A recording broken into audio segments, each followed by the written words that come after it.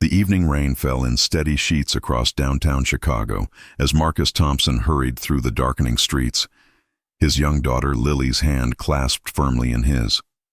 At 35, Marcus had learned to navigate the city efficiently, taking shortcuts through alleys and side streets to get his 7-year-old daughter home quickly after her dance class.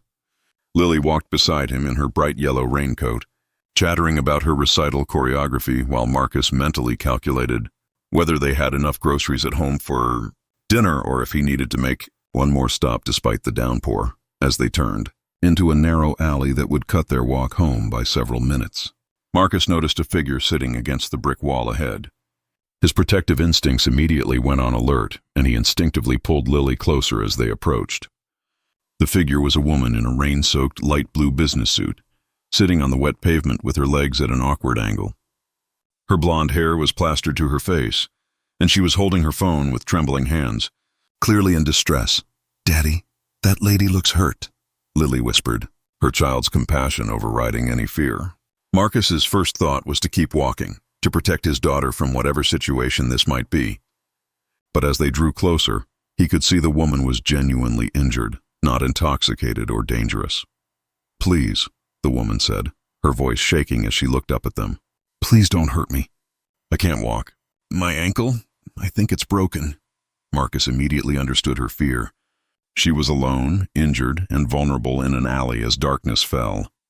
Two strangers approaching could represent either help or additional danger, and she had no way of knowing which. "Ma'am, we're not going to hurt you," Marcus said gently, crouching down to her level while keeping Lily safely behind him. "My name is Marcus, and this is my daughter Lily. It looks like you need help." "What happened?" The woman's fear began to ease slightly at his calm tone and the presence of the child. "I was walking to my car and my heel caught in a grate. I fell and heard something snap in my ankle. I can't put any weight on it, and my phone battery is almost dead." Marcus could see the swelling already visible around her ankle. From his years of youth sports coaching, he recognized the signs of a potentially serious injury. "Okay, let's get you some help." "Lily, sweetheart, can you hold my phone and call 911 like we practiced?" Lily nodded seriously, taking the phone with the careful responsibility her father had taught her for emergencies. As Lily made the call with surprising composure for a 7-year-old, Marcus turned his attention back to the injured woman. "I'm going to take off my jacket and put it under your head so you're not sitting directly on the wet ground. Is that okay?" The woman nodded, and Marcus carefully positioned his jacket to give her some cushioning and warmth. He noticed her expensive watch and designer bag, markers of wealth that contrasted sharply with the vulnerable position she found herself in. "What's your name?" Marcus asked, trying to keep her calm and alert while they waited for emergency services. Alexandra Sterling," she shivered, whether from cold, pain, or shock. Marcus couldn't tell. "The ambulance is coming, Daddy," Lily reported, then added with characteristic childhood directness, "The lady on the phone said we did the right thing by stopping to help." Alexandra looked at Lily with something like wonder. "You're very brave to help a stranger. Most people would have walked by. Daddy says that's when people need help most," Lily replied matter-of-factly.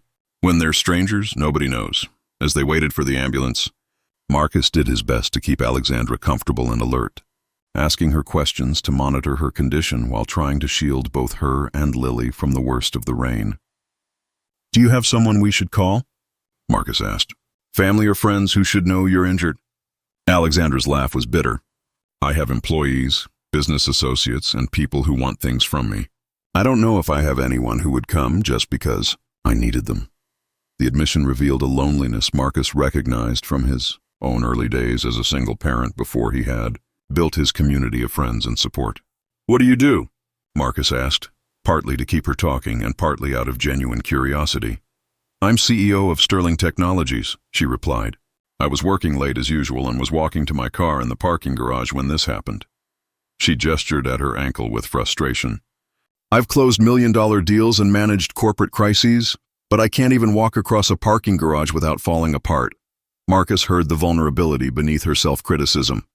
"Ma'am, having an accident doesn't mean you're falling apart," he said softly. "It means you're human. Everyone needs help sometimes." When the ambulance arrived, the paramedics thanked Marcus and Lily for staying with Alexandra and providing initial assistance. As they prepared to transport her to the hospital, Alexandra grabbed Marcus's hand. Wait, please. I don't even know your last name. But you stayed with me when you could have just kept walking. Can I please get your contact information? I'd like to thank you properly when I'm not sitting in an alley. Marcus hesitated, uncomfortable with the idea of being rewarded for basic human decency. But something in Alexandra's expression made him relent. He gave her his number, never expecting to hear from her again. 3 days later, Marcus received a call from an unknown number. It was Alexandra calling from her hospital room. Marcus, I wanted to let you know that my ankle was indeed broken, but it's going to heal fine. More importantly, I wanted to thank you and Lily for stopping. I've been thinking a lot about what happened. I'm glad you're going to be okay, Marcus said. Anyone would have done the same thing. But they didn't, Alexandra replied. Security footage from the parking garage showed that 7 people walked past me before you stopped. 7 people saw a woman sitting injured in an alley and kept walking because it was inconvenient or potentially complicated to get involved. She paused, then continued. Marcus, sitting in that alley unable to walk, I realized something. I've spent 15 years building a company and accumulating success, but I've never built the kind of life where anyone would stop for me the way you did. I don't have a community. I don't have real friends. And I certainly don't have the kind of relationship with my daughter that you clearly have with Lily. You have a daughter? Marcus asked. Sophia, she said. She's 8. She lives primarily with her father, my ex-husband, because I work 80-hour weeks and don't have time to be a real parent. Alexandra's voice broke. Sitting there injured and afraid, I kept thinking that if something happened to me, Sophia would hear about it from a lawyer or assistant, not from her mother. That's not the legacy I want to leave. Over the following months, an unlikely friendship developed between Marcus and Alexandra. She had been serious about wanting to change her priorities, and she began by asking Marcus for advice about being a more present parent. Marcus, who struggled financially but was rich in relationships and parenting skills, found himself mentoring a CEO about work-life balance, quality time with children, and building genuine community connections. In return, Alexandra helped Marcus access resources that improved his and Lily's situation, not through charity, but through opportunities. She helped him find a better job with flexible hours that still allowed him to be present for Lily, connected him to programs that supported single parents, and eventually offered him a position managing community outreach for Sterling Technologies' new family wellness initiative. More importantly, Alexandra began rebuilding her relationship with Sophia. Using Marcus's example, she came to understand that being present mattered more than being perfect or powerful. She reduced her work hours, attended school events, and learned that genuine connection required vulnerability and time, not executive decisions and efficiency. 2 years after that rainy evening in the alley, Marcus and Lily attended a community event hosted by Sterling Technologies.